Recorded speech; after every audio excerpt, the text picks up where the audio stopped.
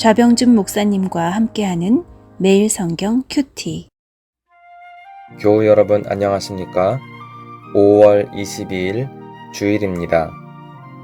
사무엘상 10장 1절에서 16절 말씀을 묵상하겠습니다.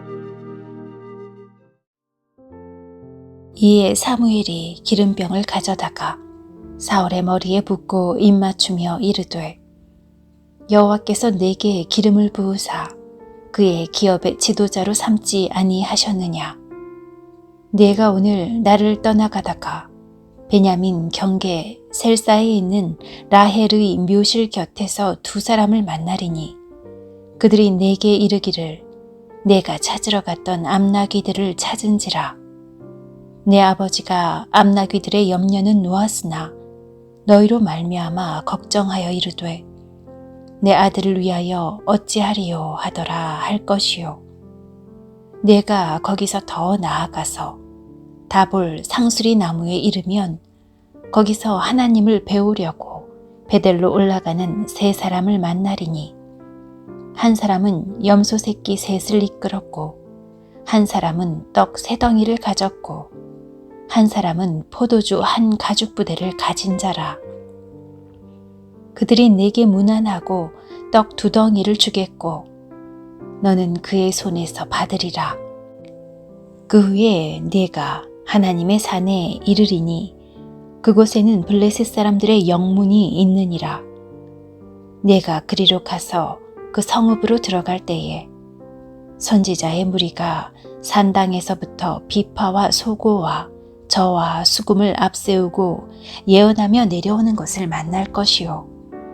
내게는 여호와의 영이 크게 임하리니 너도 그들과 함께 예언을 하고 변하여 세 사람이 되리라. 이 징조가 내게 임하거든 너는 기회를 따라 행하라. 하나님이 너와 함께 하시느니라.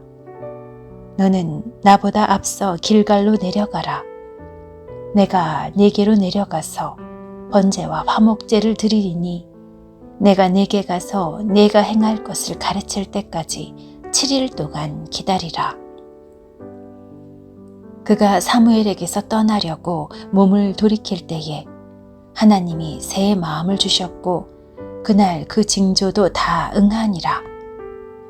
그들이 산에 이를 때에 선지자의 무리가 그를 영접하고 하나님의 영이 사울에게 크게 임함으로 그가 그들 중에서 예언을 하니, 전에 사울을 알던 모든 사람들이 사울이 선지자들과 함께 예언함을 보고 서로 이르되, 기스의 아들에게 무슨 일이 일어났느냐?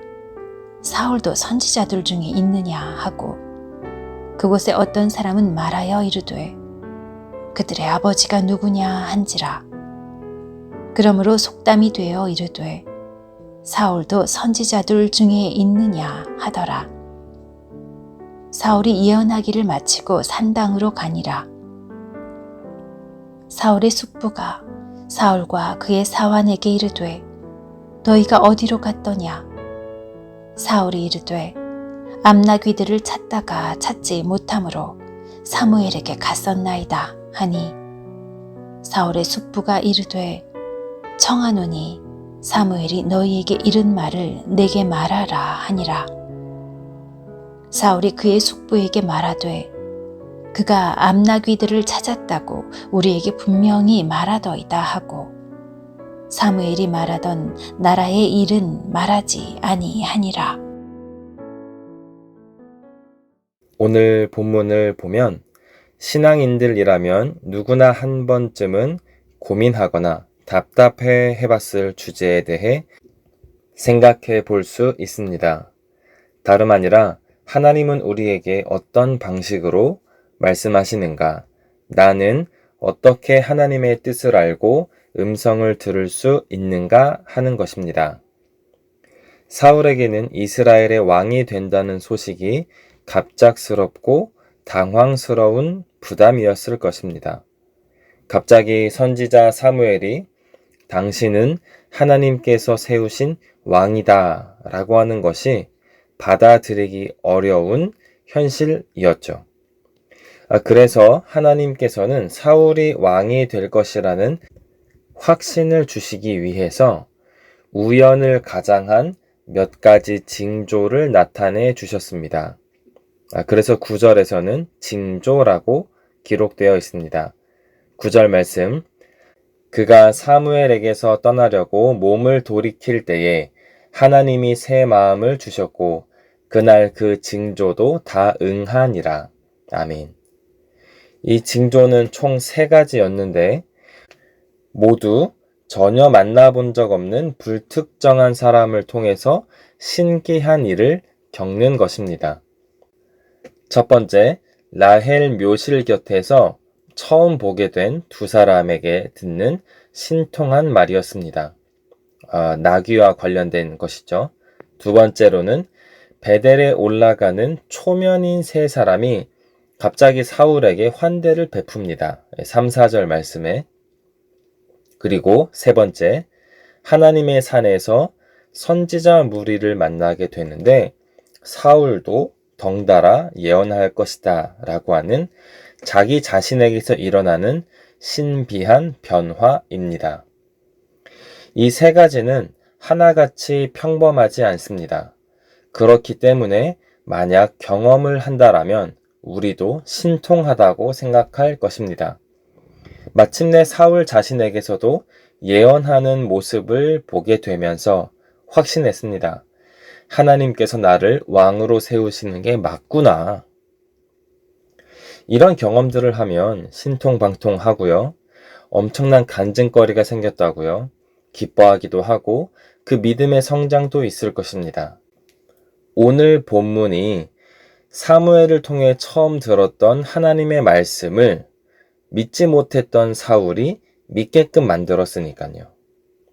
하나님께서는 이처럼 우연을 가장한 하나님의 섭리를 통해 때때로 확신을 주십니다. 이 특별한 경험과 체험을 한 사람은 분명히 믿음의 진보와 성장이 있습니다. 그런데 이따금씩 이런 우연을 가장한 소름 끼치는 체험을 하는 게 믿음의 최고 수준, 최고 레벨, 가장 높은 수준의 영적인 상태인 것처럼 치부하는 사람들이 이따금 있습니다. 하나님께서 말씀하시고 깨닫게 하시는 방법들은 무궁무진합니다. 간략하게만 생각해도 꿈이나 환상, 그리고 오늘 본문 같은 우연의 일치들, 그리고 주변에서 서로 기도하고 지지하고 있는 동역자를 통한 권면의 말씀, 설교나 성경 말씀, 내면의 개인적인 평안과 소망 등 다양합니다. 이와 관련해서 더 알고 싶으신 분들은 달라스 윌라드의 하나님의 음성이라고 하는 책을 꼭 사서 읽어보시길 바랍니다. 믿음의 지평이 넓어지실 겁니다. 사울이 겪은 우연의 일치나 꿈과 환상의 유익함은 분명히 있지만 의도적으로 우연인 것을 가장해서 연출하고 성도를 속여 이단에 빠지게 하는 그러한 사이비들이 있습니다. 그렇기 때문에 우리는 늘 주의하고 다른 방법으로도 말씀해 주시는 하나님의 은혜를 구할 수 있기를 바랍니다. 저는 개인적으로 말씀이나 찬양, 기도, 찬양대의 찬양 등 예배를 드리는 그 예배의 순간에 생기는 평안과 확신을 통해 하나님의 뜻을 구하는 것이 좋다고 생각합니다. 오늘도 주일입니다. 예배를 통해서 내가 사랑하고, 내가 속해 있고, 내가 기도하고, 날 위해 기도해 주는 우리 교회에서 드리는 예배를 통해 하나님을 만나기를 사모합시다. 그렇게 오늘 맞이하는 복된 주일 예배가 되길 예수님의 이름으로 축원합니다. 주일 예배하는 삶을 위한 기도. 오늘 받은 은혜를 기억하고 바쁜 일상 속에서도 하나님을 만나는 시간과 공간을 확보하고 항상 깨어있게 하옵소서. 언제나 함께 하시는 하나님을 의식하며 정직과 공의를 행하는 하나님의 백성 되게 하옵소서. 가는 곳마다 선한 영향력을 끼치고 이웃에게 복음을 전하는 예수님의 제자 되게 하옵소서. 주님 앞에 갑니다.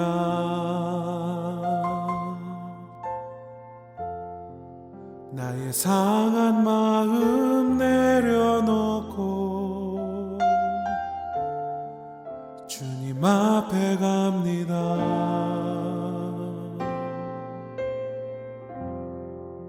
유일한 진리이신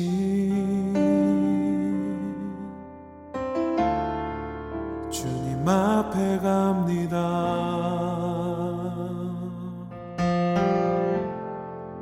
나의 삶의 문제 내려놓고 주님 앞에 갑니다. 참 소망 되신 주님, 주만 따라갑니다. 내 영혼 깊은 곳에 주님만 사랑합니다. 참 진리이신 주님, 주만 신뢰합니다. 내 영혼의 피난처 주님만 사랑합니다.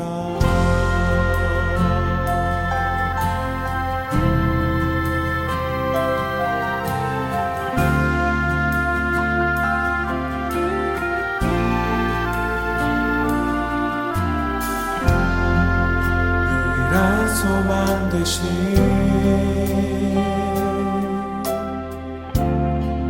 주님 앞에 갑니다.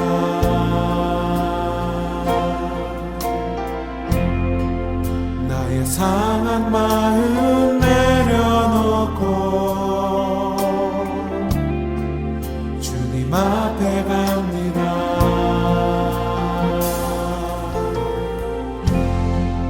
유일한 진리이신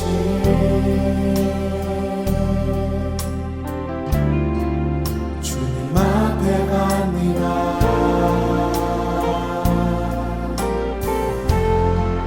나의 삶의 문제 내려놓고 주님 앞에 갑니다. 참 소망 되신 주님, 주만 따라갑니다. 내 영혼 깊은 곳에 주님만 사랑합니다. 참 진리이신 주님, 주만 신뢰합니다. 내 영혼의 피난처 주님만 사랑합니다.